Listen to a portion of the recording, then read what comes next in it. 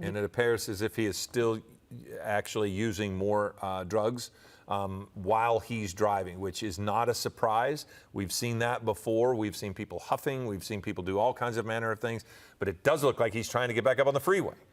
This is remarkable. Bruce, what are you thinking when you're watching this? Because as a former law enforcement person yourself, you know that this is getting very tricky for police trying to pull him over. Yeah, very much so, and also very, very frustrating too, because you want this person to pull over, you want to make this conclusion.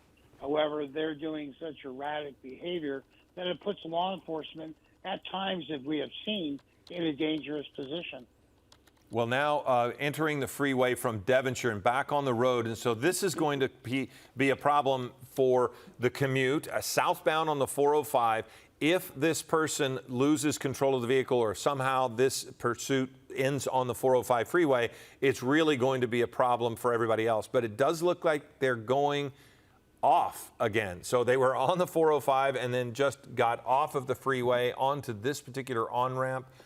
Which, if I'm accurate, yeah, it might be going into the North Hills area, but it also could be he got on at Dickinson, or Devonshire, I should say. So yeah, just driving wherever he feels like going at this point. Yeah, again, not really. It doesn't seem like Bruce said he's making right now. He's just making very erratic moves and choices.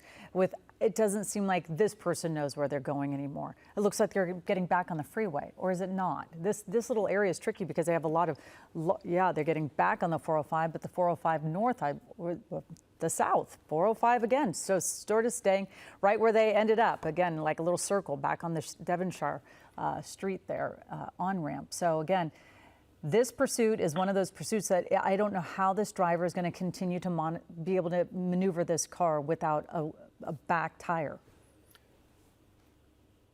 Yeah, at some point, this back tire or the rear passenger side is just going to deteriorate to the point where the rim all of a sudden is now engaged. He's there at that point. I saw a moment ago. It's riding on the rim at that point. So that's going to start to heat up.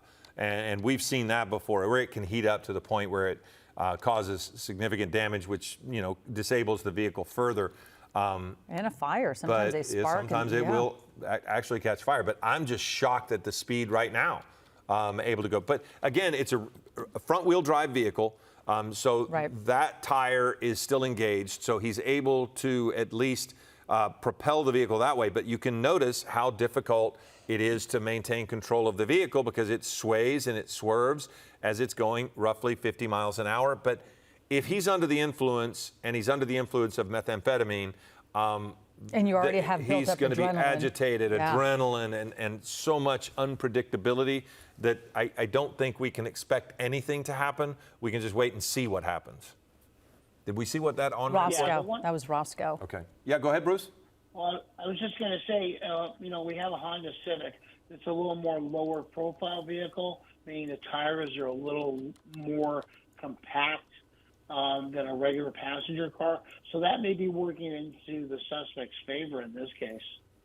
I would agree. But now, having gone past the Roscoe exit, so they're heading southbound on the 405, this is something for people to be aware of. Still have a long way to go, really, to get to the 101. But now, wow, so he's turned it around. And that is, again... Oh, gosh, this is... There we go. Now we've got the end of the pursuit because he has turned back into oncoming traffic, and he's going to take off and try to run. So this is going to be dangerous as he's going across streets, and he's just not wanting to stop. So the 405 is going to be shut down for a moment. People need to be aware of that. Looks like CHP officers, LAPD officers have gotten to him and gotten it under control there. We'll take him into custody. But for the commuters, be aware, near Roscoe, the 405 is going to be a mess until they can get that vehicle off the road because he turned around and drove into oncoming traffic and basically into the officers. What a remarkable ending right now, Bruce. Yeah, a very safe ending, I might add. Yeah, at first, I didn't see it going to be a safe one. Okay, so now let's try to let everybody know. It looks as if we're saying that's near Nordhoff, but you can see the airbags deployed on the vehicle because they ran right into the SUV. It is going to be on the southbound side of the freeway, but it was a northbound accident as the suspect turned around and drove straight into the vehicle.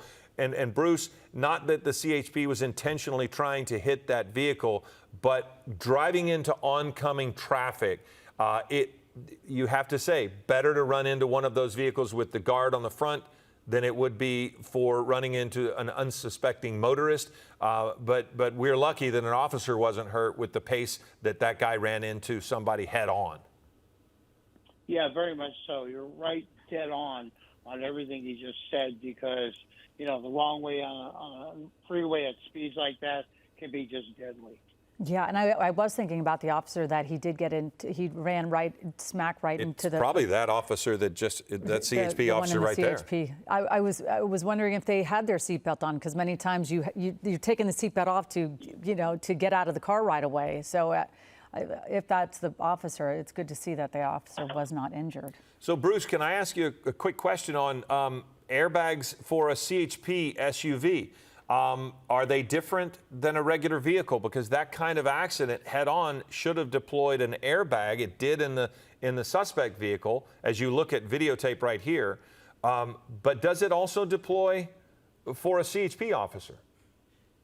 It should.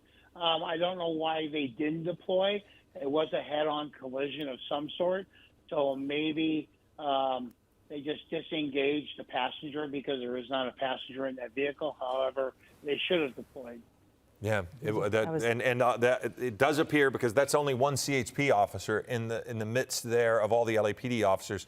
So my guess is, since that was an SUV, that was a CHP SUV, that's the officer that jumped out of his vehicle and followed it. And kudos to him. I come back to this, the bravery of this person. He did not try to avoid the vehicle. It was almost as if he locked his brakes and said, I'm going to be hit. You can watch it here again.